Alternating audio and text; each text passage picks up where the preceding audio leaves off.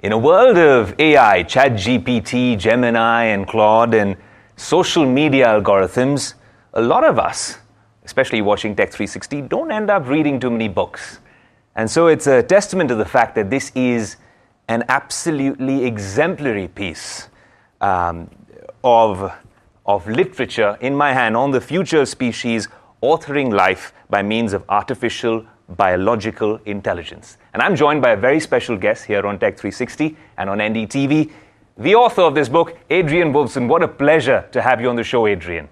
Yes, thank you so much for inviting me. It's a real pleasure to be on the show today.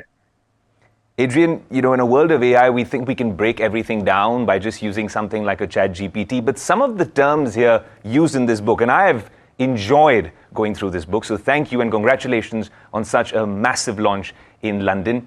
The words in the book that you've used, some of the terms that you've coined, art evolution, the manifesto of life, spaghetti code, genomes as spaghetti code, it's fascinating.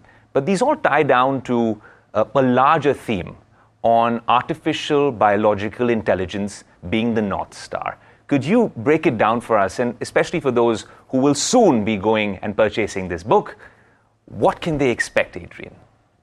Yes, thank you, Ayush. For the last 4 billion years, all life on Earth has evolved by a process of evolution by natural selection. And that's a process that lacks any foresight or intelligence or specific design, and there's no knowledge of the future. For the first time in the history of mankind and the history of life on Earth, all of a sudden, there's a second author. There's a new show in town. And the new show in town is the result of a collaboration between natural and artificial intelligence that enables life to be authored, much in the same way as you would author a book. And this obviously is a dramatic moment in life's history, because suddenly we can build and design life according to our own intentions.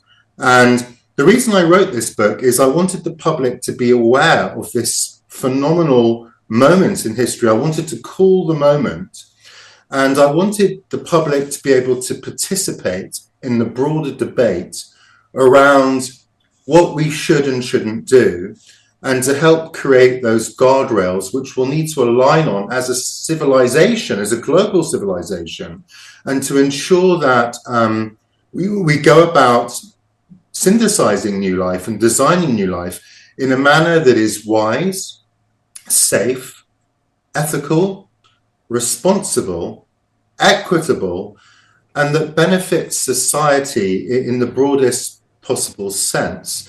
So I see my book as a kind of guidebook. When I was a kid, just before I went to medical school, my dad said, "Hey, Adrian, just go enjoy yourself for a year, go and see the world." And that's what I did. I actually traveled around the south of India as part of that trip. And I had this trusty Lonely Planet guide. And when I landed in the place, I opened it up and I said, "Oh, where should I stay? What should I see? What are the local customs? How much should I be paying for dinner? Where should I eat?" And my book, and this is the hardback version, the English version here, I see that as a kind of guide, like a Lonely Planet guide, a trusted friend, a companion that you can carry in your jacket pocket as you traverse a different type of landscape. And the landscape that you, the reader, will be traversing is not a geographical location. It's actually the landscape of the future of life. And this is the guidebook that can help you navigate that extraordinary new landscape in a safe and wise manner. That's fascinating, and the concept of art evolution, I think a term that you've coined very, very aptly over here when you're talking about a machine-inspired process, Adrian, where humans and AI can design these unique species from scratch. Can you tell us a little bit more about art evolution? Is this the way forward? Because I'm guessing a lot of the AI companies and a lot of the scientific research companies, even in the US, would be watching with bated breath for a concept like this to actually come to fruition. Yes, and it wouldn't surprise you, I guess, to know that I'm having conversations with some of those guys as we speak. The term artevolution was one that I coined myself, simply because I felt the necessity to come up with a new phrase that kind of captures this new mode of creating life. So evolution is a natural engineer, if you like, which produces new life by a process of evolution by natural selection. It generates things, and then those things are tested, and then they either survive or they don't survive.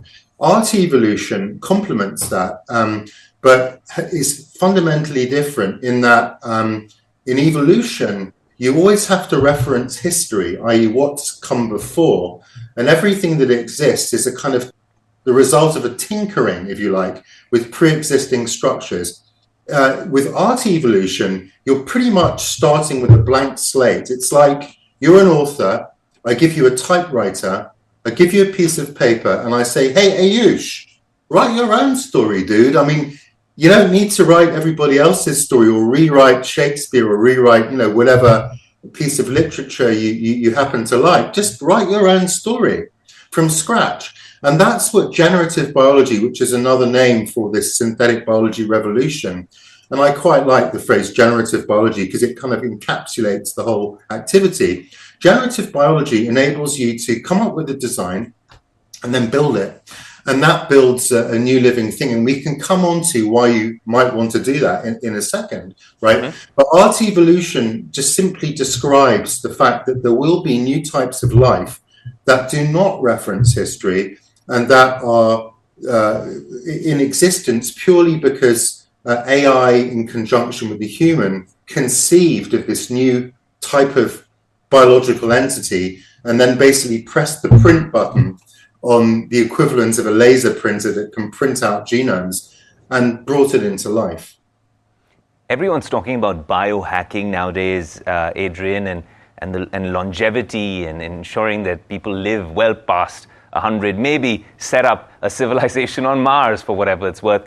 But you've also mentioned something very interesting, which largely points to the end of extinction. Right?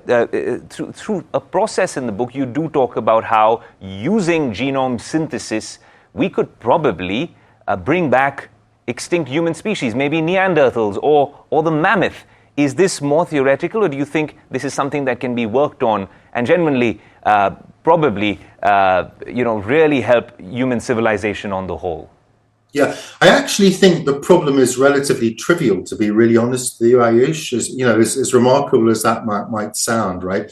And what you've got to realize is that all existing and past life on Earth, which includes all extinct forms of life, represent just the tiniest fraction of possible life, right? And possible life exists in a kind of huge kind of library of it's a combinatorial library which contains every possible combination of the 4 chemicals that DNA is made of. The writer Borges, the Argentinian poet, imagined a library which we now refer to as a Borgian library, which was the library of all possible books. You can imagine if you've got some scribes to just write out every combination of letters in the English alphabet, you'd have the library of all possible books, which would be infinite. Imagine now a library of all possible species. I mean, just think about that, right? And think that the species we're aware of or that once existed are just a tiny fraction of those. So within that library, yes, the Neanderthals genomes and Neanderthals are extinct, but the sequence of their genome is still there. It will always be there. It has a timeless mathematical existence. Similarly, you've got the genomes of hobbit men and Denisovans, Homo erectus, and all the prior species of humans. But what you also have in that library are the genome sequences of all the different types of human species that have never actually been realized by history, and those far exceed the ones that exist today. But if you are asking me, could we bring back a Neanderthal? The answer is yes. And the technology, some of which I myself within my company Genero have helped to develop, and one of which we published a couple of weeks ago, is basically helping us to industrialize the process of printing out genomes in the same way that a laser printer helped us to industrialize the process of printing out documents rather than having to type them out. It's more convenient, it's faster, it's cheaper. And the method we've developed really goes quite far down that line to enable you to press the button and print out a genome. And it really gives you freedom to kind of roam around that huge space of biological possibility. You also speak of a second genesis in the book, and when we look at all of these themes that you're mentioning, Adrian, for the average person or the average Joe who's concerned about where AI is leading us and what's the way forward for the world, what does this mean for healthcare, for instance, or access to some of these technologies? Would this sort of democratize and decentralize the process? Yeah, interesting question, Ayush. And very quickly, just to quickly go back to AI, what AI does is it can help us unpick the grammar of life. In the same way that mathematics turned out to be the perfect language to describe the motion of planets and to send humans to the moon and so on, AI is enabling us to understand the generative grammar of life. And when we understand that, we'll be able to understand how humans work. We don't have an instruction manual for how we work. Sadly, evolution didn't provide that, right?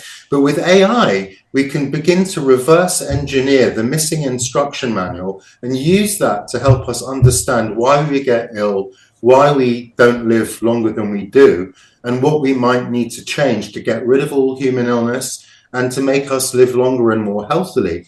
But that same knowledge of the grammar of life can also enable us to use biology as a technology. It's a programmable language. So, for example, we can store information in DNA. We can make bioenergy using biological energy creating systems. We can use synthetic biology to re-engineer and reprogram the genomes of crops to make them drought resistant and heat resistant and to increase the yield. We can use biological materials like spider silk, which have the tensile strength of steel, and incorporate them into all of the things around us. In 10, 15 years, we might make our cell phones using biological components. We may grow houses. And the beautiful thing about biology is it's a sustainable technology which doesn't destroy the earth.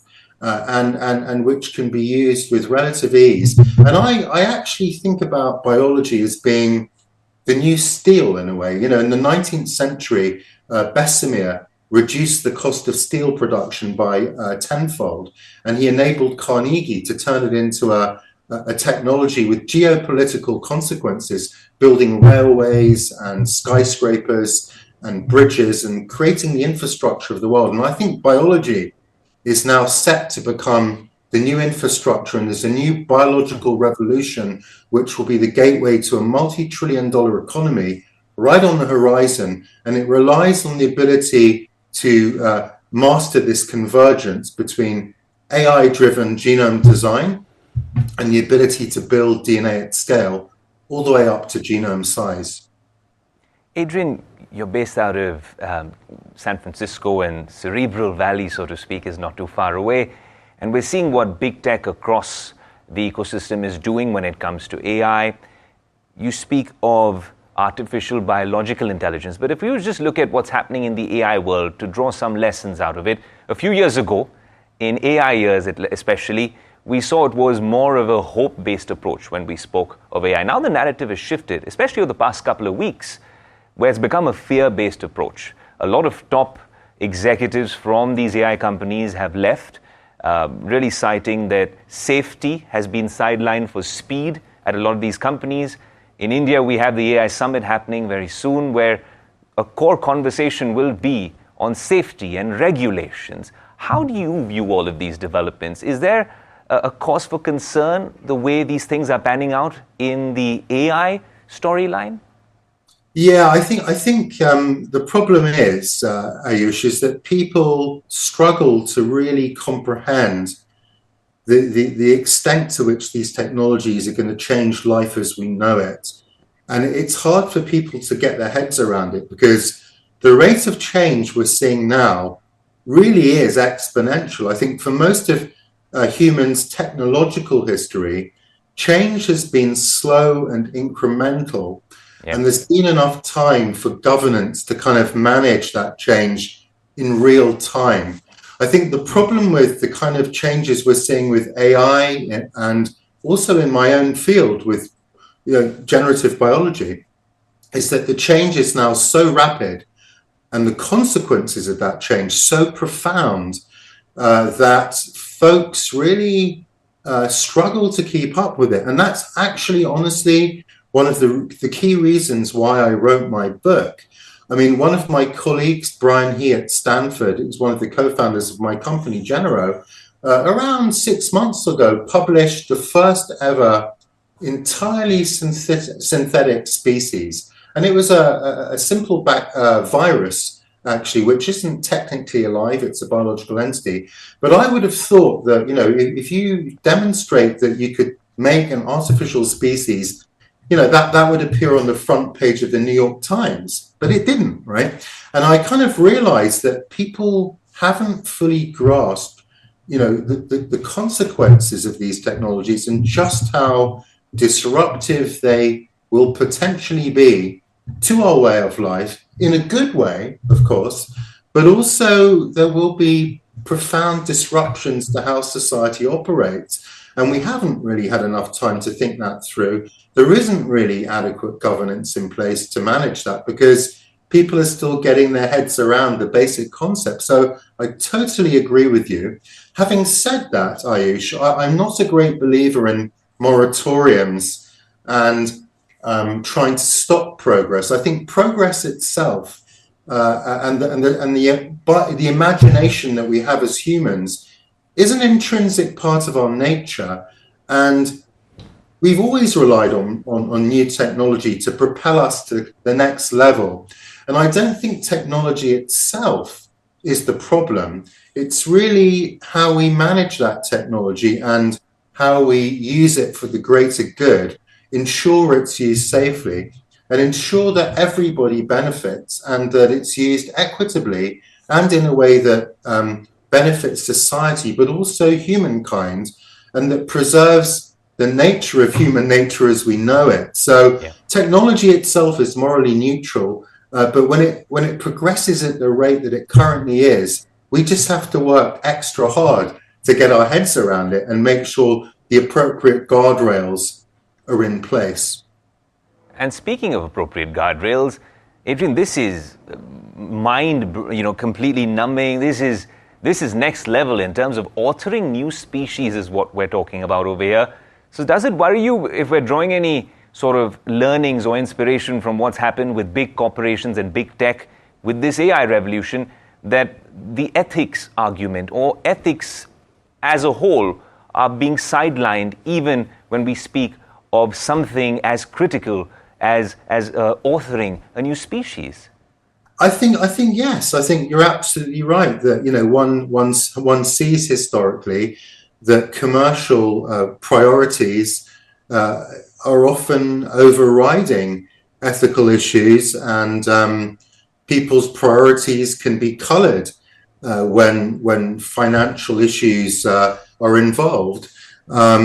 But I would like to think that we can align internationally on some broad guidelines to create a kind of worldwide governance system.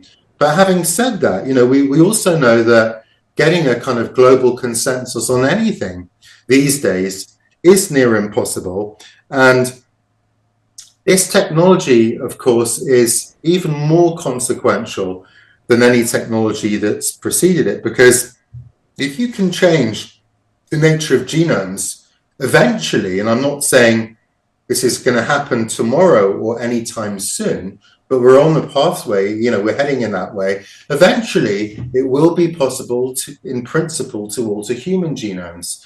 And we will understand the basis of some of what I would call the non-negotiables of human nature, which include things like a sense of moral judgment, a sense of what is right and what is wrong, free will, for example. And one can imagine in a world which is becoming increasingly authoritarian that such things may at some point in history be at risk. You can only lose free will once, for example, right? Having said that, there are so many positive aspects of a technology like this that one cannot simply ignore it, right? So one has to ensure that one maintains and generates appropriate ethical structures within which it can operate and develop as a science. I'd love to get your thoughts on this. In the tech world, everyone's talking about AGI, and it's being seen as a supervillain, artificial general intelligence. NVIDIA's Jensen Huang has already gone ahead and coined the term artificial superintelligence. It's when these systems become even smarter than humans, and that day possibly is not far away. I'd love to get your thoughts, Adrian, on when we talk about artificial biological intelligence in this book on the future of species. Could it possibly be the antidote or the panacea when we're talking about the perils of AI taking over or AGI? Could ABI, if I could call it that, probably be the solution and maybe the antidote? Well, that's a really interesting question, Ayush. And I have to say, you've asked some great questions today, so I really do appreciate that. You're right that you could argue that, hey, in a world where we're suddenly confronted with a synthetic intelligence which hugely surpasses our own, is the solution to kind of upgrade ourselves, right? And kind of give our brains and minds the competence to compete with AI. And that's a very, very interesting question. I'm not sure I have the answer to that. I'm not sure I even have the right as an individual to have an answer to that. I guess I could have an opinion on it. Absolutely. And I would say that I wouldn't necessarily rule it out, right? And so just to quickly go back to what I mean by the concept of ABI or artificial biological intelligence. So AGI is a kind of abstract ability to have a kind of a level of intelligence that is as good as humans or greater than humans in the case of artificial superintelligence. And actually, honestly, I think we're kind of pretty much, as far as I'm concerned, we're already there. I mean, my partner, Margarita, who fortunately isn't listening, but if she were, she'd agree. She gets upset with me because I spend more time these days talking to ChatGPT than I do with her. But hey, who else can talk to me at my level about philosophy and literature and art and biology and, in the way that ChatGPT can. And it's quite incredible. I mean, it's already got a creative capacity, in my view. And you can only imagine that in another 10 years, what that might look like, right? So artificial biological intelligence, though, is my way of saying that when AI moves into biology, it's qualitatively different, because now we're talking about using AI to kind of reverse engineer biology and reverse engineer the grammar of biology and obtain the ability to make life as we see fit, right? And once we have that power, we literally could reimagine ourselves, and it's quite possible that we could give ourselves a level of cognitive competence that can match AI, and then maybe at least we can bring morality back into the game, right? Because the difference between biological cognitive intelligence and AI is that we have emotions, we can sense the passage of time, we're kind of referential to the past, present, and future. So maybe that is the answer, because otherwise we'll become irrelevant, and we'll be lucky if AI keeps us as kind of curiosities in zoos, or we may just become totally irrelevant to AI, and actually, why would they want to keep us? So I think you're absolutely right, Ayush, to say, maybe there is some kind of new evolutionary battle, and maybe the ability to write DNA and design DNA is a kind of antidote to AI that came at the right moment, much like, I don't know about in India, but in England, we have these awful plants called stinging nettles, which when they sting you, leave you with a big, kind of red mark. And whenever you find a stinging nettle in England, almost certainly nearby you can find these big green plants with big leaves called dock leaves. And if you press a dock leaf onto the sting, it kind of alleviates it. So maybe this new ability to design biology and generate it is the antidote, the dock leaf, if you like, to the stinging nettle of AI that will enable humans to maintain their relevance. Now, let me be clear about this, Ayush. I'm not advocating that, right? Yeah. But you asked the question, and I'm saying I wouldn't rule it out. You know, I'm not ruling it in either. But you know, this is we need to sit down and over a dinner and debate this in a philosophical manner. But the whole world needs to have this debate, and my book will enable them to have the background knowledge to participate in that debate, and that's the point. No, absolutely, and I'm so glad, and it's very reassuring to know that, you know, the author of such a top book and someone with a treasure trove of experience has some answers or the right questions, and I think it's all about the right questions in a world of prompt engineering. But the reason I asked you that, Adrian, was, and I didn't ask our common best friend ChatGPT, is because when we talk of AI now around the world, it conjures images of humanoid robots. And whenever you speak to experts, especially in this field, they say emotional intelligence, empathy, these are virtues that will decide the fate of human existence. And maybe that's how we'll always be one step ahead of AI systems. But then you also speak to certain researchers in the field of AI, and a lot of them have concerns, and they've been sidelined for voicing these concerns, that a lot of these platforms and systems are sort of behaving sentient. And you know, then it really comes down to the fact that do we hold on to these values and virtues of empathy and expect these systems not to be able to mimic them? Or then do we also talk about a second genesis where maybe the next race of humans would probably be one step ahead? And that was the only philosophical point I had. Right. Let me give you another angle on that same line of discussion, which is quite concerning, actually, right? But let me put this to you, Ayush, right? Imagine, it is the case, right, that we're allowing AI to design genomes for us simply because we can't do it ourselves, right? It's just too complex for us, right? But imagine if AI does become sentient, right? And AI develops its own agenda, which may not be favorable to humans, and starts to sneak in by stealth elements to the biology of these species that it designs in the virtual world, which could be detrimental to us, right?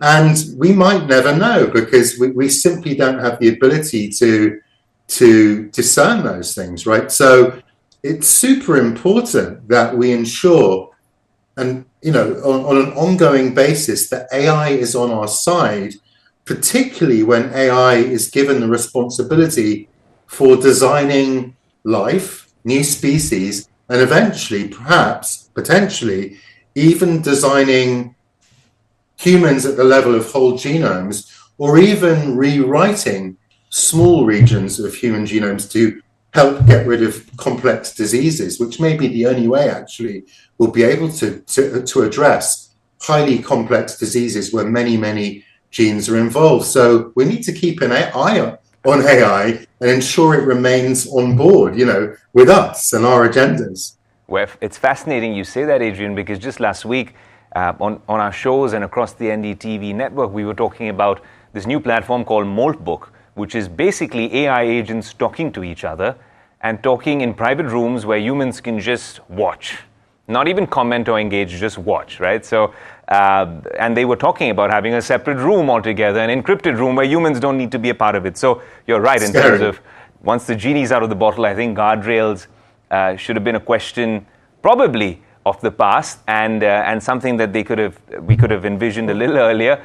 But when it comes to your field of expertise, which is the future of species, let's paint a larger question and a larger image right here. Do you think for the next 10 to 20 years, once these AI systems have developed, do you see the future of the world, of humans, of humanity being awry, or is there a ray of hope given all your research and everything you've documented in this fantastic book? Yeah, Ayush, look, I'm a great optimist, right? And I wouldn't be working on this if I thought it would be detrimental to humankind, right? I'm really confident that as a species, with all of our problems, our irrationality, our paradoxical nature, our general craziness, let's face it, we do crazy things as humans, but at the end of the day, all of that is underpinned by, I hope, in most people, a kind of deeper sense of morality and love for our fellow people and respect for nature and for each other. And I'm pretty convinced that we can use this technology constructively in a way that will help us bring benefits to all of humankind, to the people in the world who don't have enough food to eat on a daily basis, to the people in the world who don't have access to basic things like electricity and clean water and basic infrastructure like shelter.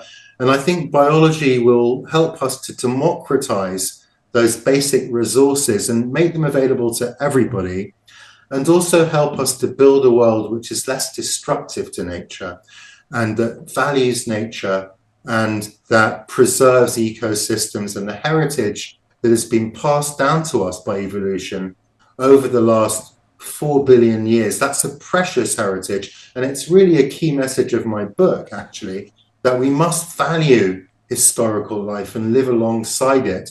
And anything we do synthetically must be done with great care and firewalled from nature so that we don't risk in any way damaging it. And hopefully, if we can use biology responsibly as a programmable language, as a predictive engineering material, we'll slowly be able to move away from destructive fossil fuels and destructive chemical processes that degrade the earth and fill the oceans with microplastics and so on, and just move to a much more sustainable mode of existence and a state of existence where everyone in the world is able to live longer, more healthily, and free themselves of disease and have everything they need to live a comfortable life. And that's my vision. It's a positive vision. And I do believe we can deliver that if we work together to make it happen. Adrian, your optimism is contagious, because here in India, we're all believers in a tenet, which I must share with you, called an emotion or a way of life called jugaad. Now we've had Harvard social scientists and Ivy League social scientists try to coin this term. The closest they came to was frugal innovation, but it's the belief that in times of adversity or when there's scarcity, in India somehow we manage to perform with limited resources and we find a solution. And whenever I've been tuned into a lot of the AI chatter and all the AI slop and also meeting some of the biggest experts from around the world, the optimist in me feels the same way, and I always had questions, but I'm so glad that we chatted today, because you've given me so many answers and so many perspectives. And for all of us tuned in, well, this is the book which gives you all those answers and builds on those themes. Just reading this for a couple of days prepped me for this interview, and I could ask a bunch of questions that Adrian could probably also incorporate in the sequel to this one, which I also wanted to ask you, Adrian, are we going to get a part 2 very soon? Actually, I've just completed my kind of idea for the part 2, and I'll be discussing that with my agent and publisher probably in the next week. So the answer is yes, you can look forward to that. Absolutely, Adrian. What an absolute pleasure. Thank you so much for joining us here on NDTV and Tech 360. This has been an insightful, fascinating conversation, and congratulations on the launch of a book which genuinely talks about the next great frontier. Thank you so much, Ayush. Such a great pleasure to talk to you today. Thank you.